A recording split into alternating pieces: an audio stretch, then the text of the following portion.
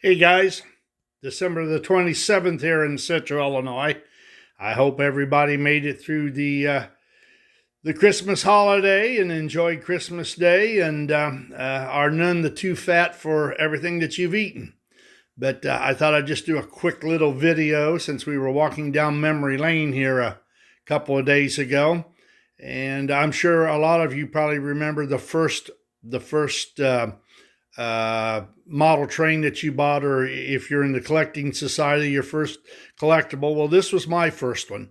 I started out in O gauge, pre-war O gauge, and I got out of the service in 73, August of 73, and I was already interested in it then. Spent a fair amount of time in New York City. Went to Madison Hardware, went to almost every hobby shop that there was. A.O. Schwartz had a tremendous toy department and train layout. So I was up and ready to go. I was excited about it. Came across an outfit that made standard gauge called Standard Gauge Lines. And that was the first standard gauge I had seen that was made after the war. In fact, I knew nothing about standard gauge at that time. But anyhow, what I bought was in probably around August of 74 from a dealer out in around Washington, D.C. I bought a 224 and a blue and gray passenger set. Now, the cars are the 1600 series cars. So it's a plastic or a Bakelite bodied tender with a whistle in it, non-automatic couplers, and it was graded as excellent for the engine and tender and very good for the cars, and I would agree with that assessment. And I gave a lot of money for this thing at the time, $100, and I just $100, and I think probably around $4 or $5 shipping at the time.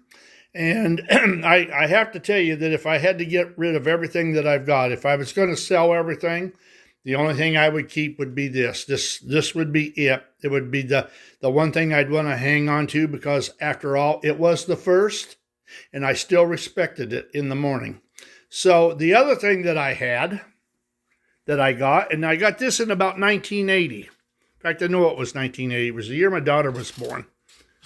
I bought a knives set, a 3242, and two passenger cars.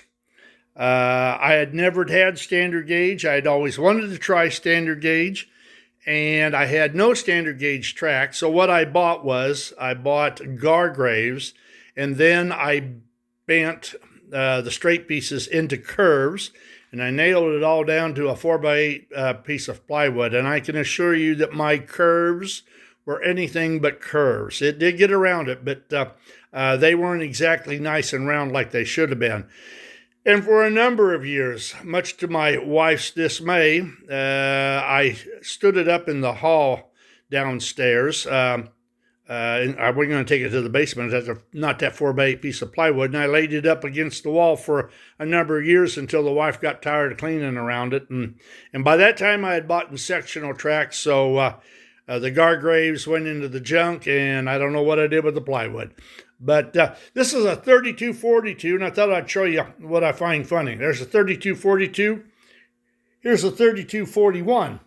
Now, both of these are exactly the same, except the 3242 has double headlights. It's got handrails and trim all the way around. The 41 has one headlight, and the only trim it's got is the grab irons on the side. But what really cracks me up is the fact that the holes and everything are punched for the rails to be put on it. So this probably saved you, and I'm just talking because I don't have a clue. But I'm just going to say, let's say that the 3242 is a $5 engine.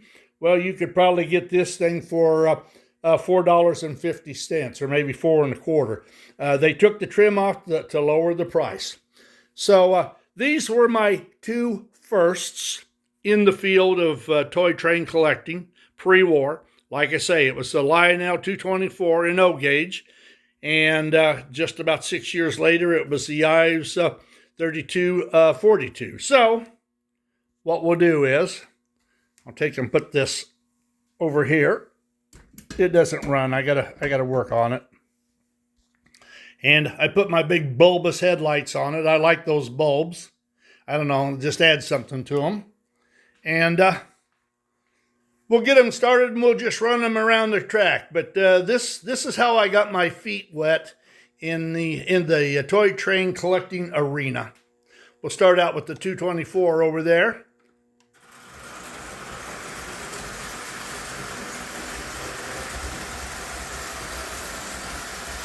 And the 3242.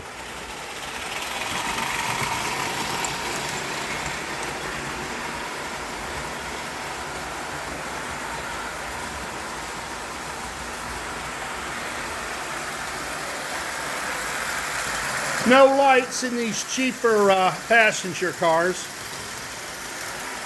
Now they did have lights in the eyes, but only one of them is working, which is so typical of toy trains. But it's a smooth running little outfit, very smooth.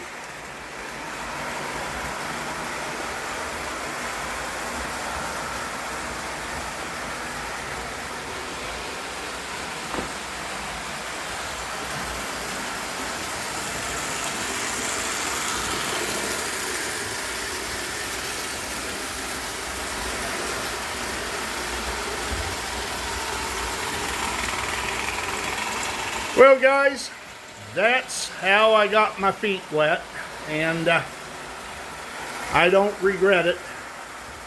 It's been a lot of fun, a lot of enjoyment doing this stuff. It's fun to run them. It's fun to watch other people run them. And it's fun to listen to some of the stories that you hear about how somebody came across something. Sometimes you get something for near on nothing, and that's not a bad deal. All right, guys. We'll let you go. You have a good day. Foggy and rainy here in central Illinois. New Year's Eve's coming up. Don't drink too much. Don't drive too far. And hopefully we'll talk with you later. Toodaloo.